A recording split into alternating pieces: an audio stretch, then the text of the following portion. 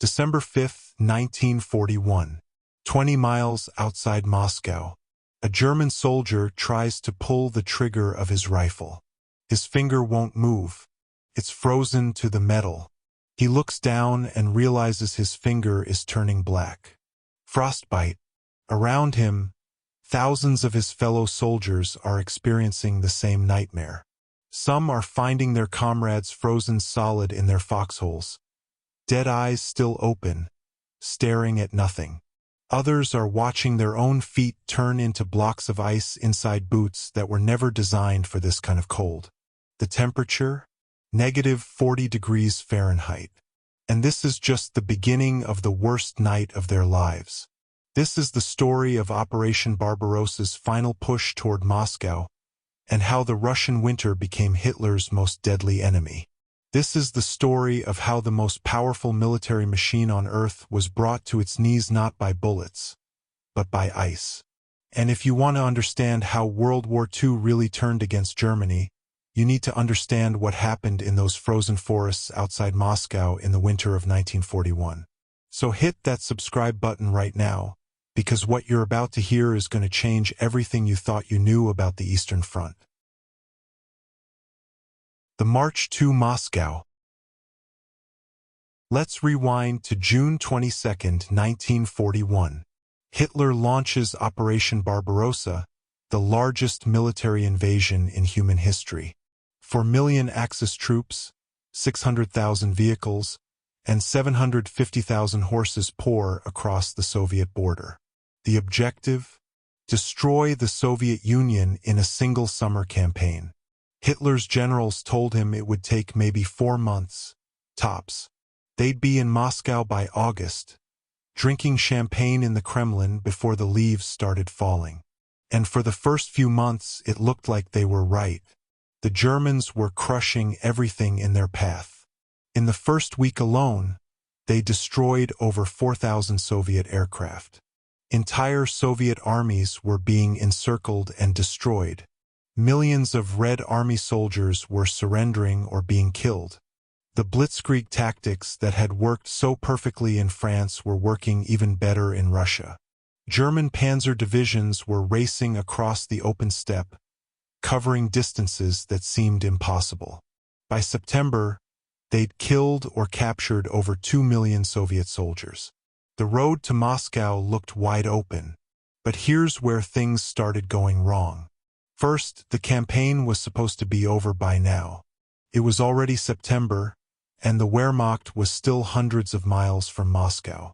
Every day they advanced deeper into Russia, their supply lines got longer and more vulnerable. German tanks that broke down couldn't be repaired because spare parts were stuck on roads that had turned to mud. Ammunition trains that were supposed to take 2 days to reach the front were taking 2 weeks. And the Russians? They weren't collapsing the way the French had. They just kept fighting, kept retreating, and kept bleeding the Germans with every mile. Then came October, and with it the Rasputitsa. That's the Russian word for the season of mud. And it's something that every invading army in Russian history has learned to fear. The autumn rains turned every road, every field, every path into a swamp. German vehicles that could normally cover 50 miles a day were now struggling to make 5. Horses were drowning in mud pits. Tanks were getting stuck and having to be abandoned. The great mechanized army of the Third Reich was literally sinking into the Russian earth. But Hitler wouldn't stop. On October 2nd, he launched Operation Typhoon, the final assault on Moscow. By now, the German army was exhausted. They'd been fighting non-stop for over 3 months. They were low on supplies, their equipment was breaking down, and they were still wearing the same summer uniforms they'd crossed the border in. The quartermasters back in Germany kept saying that winter uniforms were on the way, that they'd arrive any day now. But everyone on the front line knew the truth. They were going to have to face the Russian winter in cotton uniforms designed for summer weather.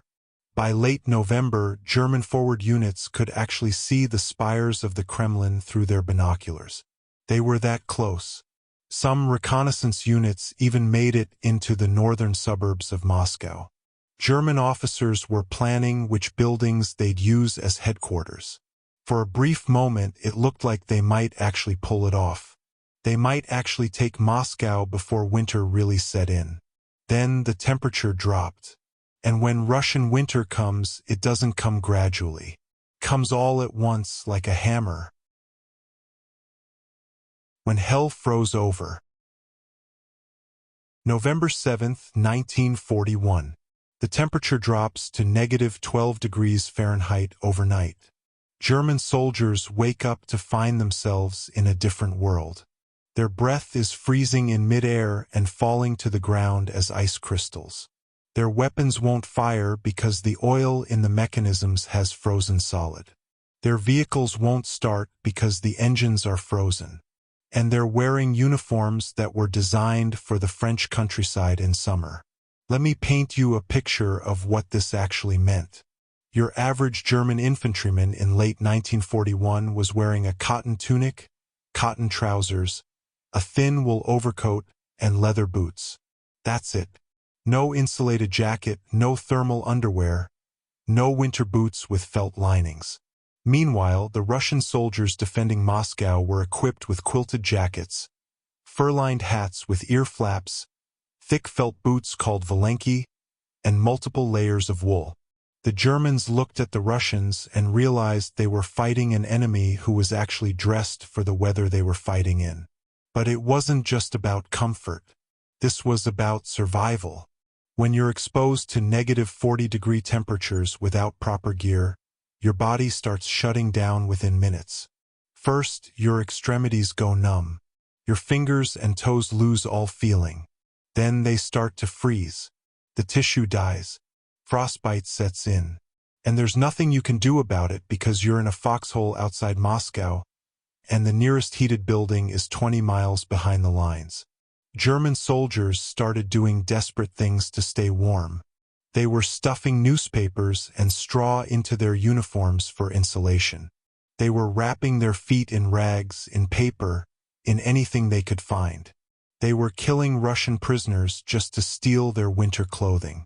Some units started burning their own vehicles just to have something to gather around for warmth.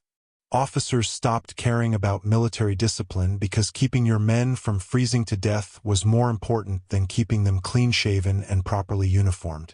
And then there were the weapons. German rifles were precision instruments, engineered to tight tolerances. They worked beautifully in normal conditions. But in extreme cold, the oil lubricating the bolt mechanisms would freeze solid. You'd try to work the bolt to chamber a new round, and it simply wouldn't move. German machine gunners were finding that their MG-34s would fire a few rounds and then jam completely. Mortars wouldn't fire because the firing pins were too cold. Even the explosives in grenades were becoming unreliable because the cold was affecting the chemical reactions. The Panzer divisions had it even worse. These were the elite units, the tip of the spear, the units that were supposed to break through and encircle Moscow. But their tanks were dying. German tanks used gasoline engines, and in the extreme cold, the fuel would gel and the engines wouldn't start. When they did start, the transmissions would seize up because the transmission fluid had turned into something like molasses. Tank crews were learning that if they shut their engines off for more than a few hours, they might never get them started again. So they kept them running constantly, burning through their limited fuel supplies just to keep the engines from freezing. Meanwhile, the Soviet T-34 tanks were still operating normally. Why? Because Soviet engineers had designed them for Russian winters. They used diesel engines that handled cold better. They had wider tracks that didn't sink into snow, and they could be started even in extreme cold because they'd been built for this environment from the beginning. By early December, the German army outside Moscow was falling apart. Not from combat losses, although those were mounting, but from the cold. Frostbite casualties were overwhelming the medical stations. Some divisions reported that 30, 40, even 50% of their men were suffering from frostbite. And we're not talking about minor cases. We're talking about soldiers who were losing fingers, losing toes, losing feet. entire hands turning black and having to be amputated. Ears, noses, cheeks literally freezing and dying. The German military medical service had never seen anything like this. They had no idea how to handle frostbite casualties on this scale. Field hospitals were overflowing with men who weren't wounded by bullets or shrapnel, but by cold. And the worst part? There was no treatment. Once tissue freezes and dies, that's it. It's gone. You amputate and hope the infection doesn't kill the patient. The Soviet counterattack. December 5, 1941. While the Germans are struggling just to survive the cold, Soviet intelligence reports something terrifying to the Wehrmacht command. Fresh Soviet divisions are moving toward Moscow. Not depleted units pulled from the front line. Fresh divisions. Well-equipped, well-trained, and most importantly, properly dressed for winter combat. These are units from Siberia, troops who grew up in conditions that make a Moscow winter look mild. Stalin had been holding these divisions in reserve, waiting for exactly this moment. He knew the Germans were at the end of their rope. His spies in Tokyo had confirmed that Japan was planning to attack the United States, not the Soviet Union, which meant he could safely pull his Far Eastern armies west without worrying about a Japanese invasion. Over 30 divisions, more than 500,000 men, all equipped for winter warfare, all ready to attack. The German soldiers in their frozen foxholes had no idea what was about to hit them.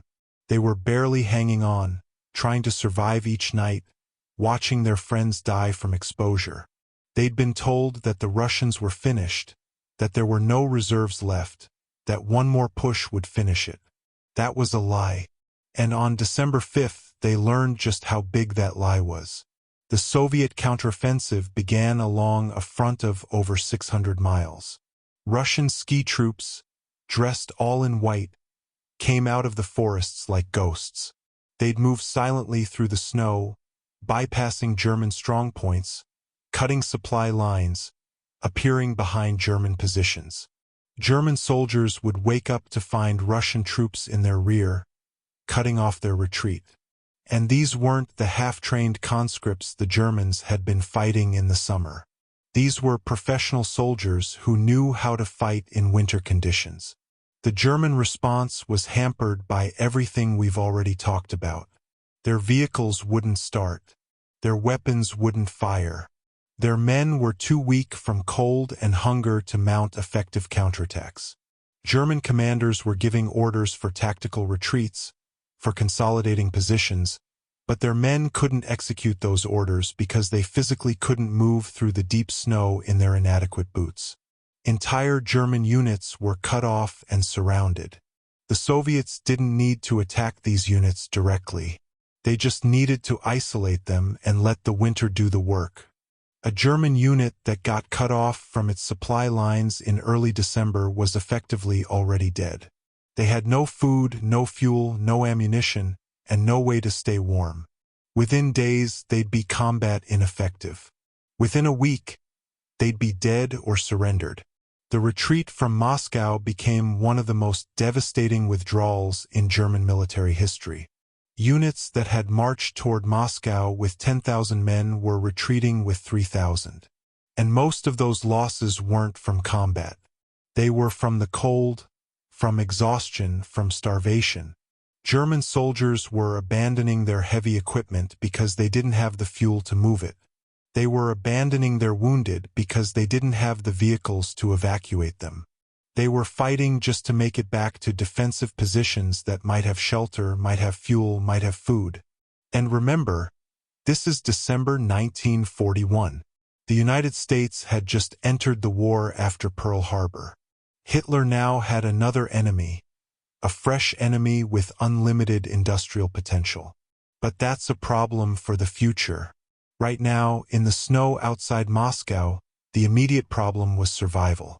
The German army was learning what Napoleon had learned 130 years earlier. You don't invade Russia unless you're prepared for Russian winter. And the Wehrmacht was not prepared. By the end of December, The Germans had been pushed back between 60 and 200 miles from Moscow, depending on the sector. The dream of capturing the Soviet capital was dead. More importantly, the myth of German invincibility was dead. The German army had suffered its first major strategic defeat. They'd lost over 800,000 men killed, wounded, captured, or missing. They'd lost thousands of tanks, vehicles, and artillery pieces. And for what? They'd achieved nothing except proving that Hitler's entire strategic concept for the Eastern Front was fundamentally flawed. The aftermath and lessons. Let's talk about what this disaster actually meant, because the Battle of Moscow was a turning point in World War II that doesn't always get the attention it deserves. When most people think about the turning points on the Eastern Front, they think of Stalingrad. But Moscow came first. Moscow was where the German army lost the initiative and never really got it back. The casualty numbers tell part of the story. By the end of the winter of 1941 to 1942, the German army had lost over 1 million men on the Eastern Front. But here's the really important number. Over 100,000 of those casualties were from frostbite alone. Think about that. 100,000 soldiers taken out of action not by enemy fire, but by cold. That's more men than Germany lost conquering France.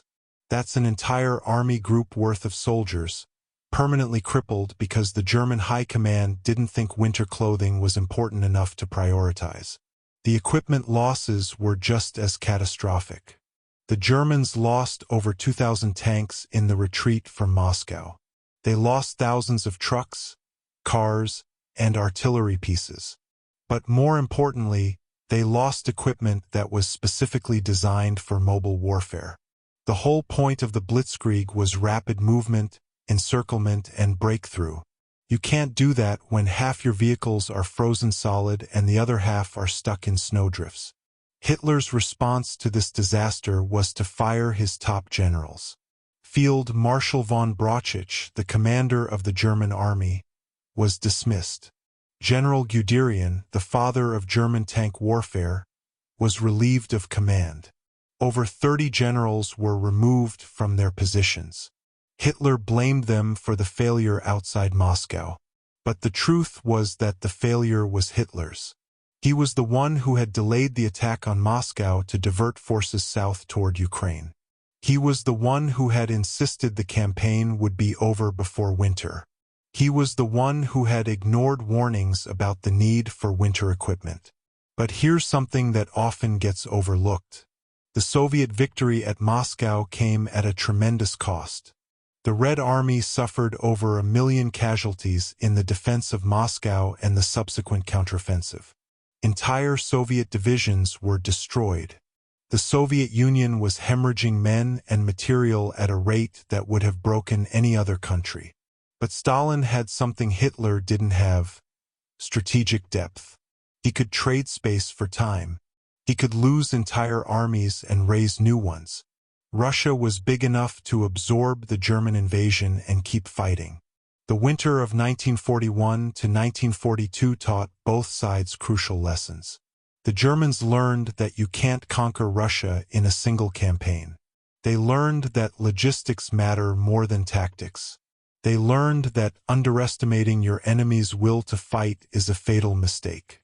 Most importantly, they learned that General Winter is real, and he fights for Russia. The Soviets learned that they could win. They learned that the Germans weren't invincible. They learned that their T-34 tank was actually superior to German tanks in winter conditions. They learned that their strategy of trading space for time, of retreating until the enemy overextended himself, actually worked. And they learned that if they could survive the initial German onslaught, they had the resources and the manpower to eventually win. For the soldiers who survived that winter outside Moscow, nothing was ever the same. German veterans of the Eastern Front would talk about that winter for the rest of their lives. They'd talk about finding their friends frozen to death in the morning. They'd talk about the sound of Russian ski troops moving through the night. They'd talk about the feeling of watching your own body parts turn black from frostbite. Some of them never fully recovered. Some of them lost limbs. Some of them carried the psychological scars for decades. And here's the really sobering part. This was just the beginning. The war on the Eastern Front would continue for another 3.5 years. It would get worse. Stalingrad would be worse. Kursk would be worse. The siege of Leningrad would be worse. But Moscow was where it all started to go wrong for Germany. Moscow was where the myth of German invincibility died in the snow. The frozen corpses of German soldiers outside Moscow in December 1941 were a preview of what was coming. Germany had started a war it couldn't win, against an enemy it didn't understand, in conditions it wasn't prepared for. And over the next 3.5 years, millions more men would die as that reality slowly, painfully became clear to everyone. So when you think about the turning points of World War II, remember Moscow. Remember those German soldiers trying to pull triggers with frozen fingers. Remember those panzer crews trying to start engines in -40-degree weather. Remember those field hospitals overflowing with frostbite casualties. Because that's where the tide really began to turn. That's where Hitler's grand plan for a 1,000-year Reich began to fall apart. In the snow, in the cold, in the frozen forests outside Moscow. In December 1941,